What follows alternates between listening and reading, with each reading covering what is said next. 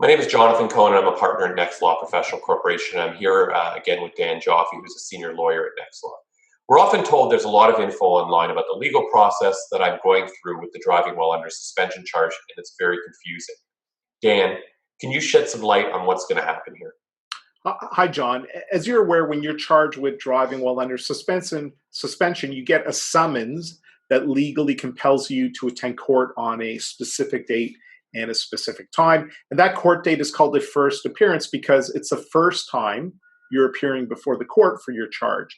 And this date is effectively the beginning of your legal process that you're going to go through as the government prosecutes the driving while under suspension charge that has been laid against you by the police. And the purpose of this first appearance court date is to get you all the evidence that the government has against you so you can mount a legal defense. In other words, so you know how to fight back against your charge. Okay, so when I go to court, can you explain what role everyone has in that courtroom? Who are the players and how do I fit in? Yeah, it could be confusing and often is confusing to a lot of people. But I like to think of our legal system like it's set up like an MMA match or a boxing match. And there's three roles in the courtroom. The first role is the prosecutor. That prosecutor works for the province of Ontario, and their job is to prosecute. In other words, litigate the charge that the police have laid against you. And I can't emphasize this next point enough. The prosecutor is not your friend. And I'm going to say it again. The prosecutor is not your friend. He may be nice, but don't get misled. Their job is to convict you. That is their role. That is the way our legal system is designed. It's antagonistic.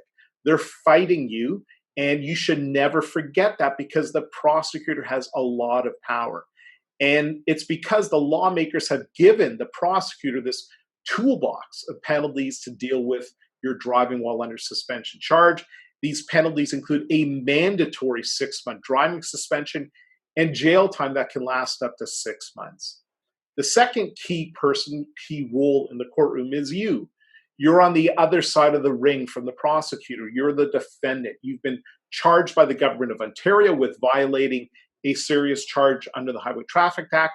Your role, your job is to fight back. It's to fight the charges against you.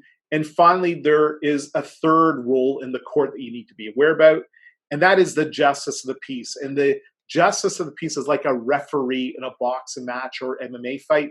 They're not on your side. They're not on the side of the prosecutor. Their role is to make sure that everyone is following the rules and that they are, however, the final decision maker on any outcome of your case. So, for example, you may have this great agreement with the prosecutor, but guess what? That agreement is still subject to the justice of the peace's approval. And in this fight that you're having against the government, and make no mistake, your charge is a fight against the government, it's really important to navigate this fight in a strategic and smart manner to get the best outcome possible because there are just so many moving parts with your case.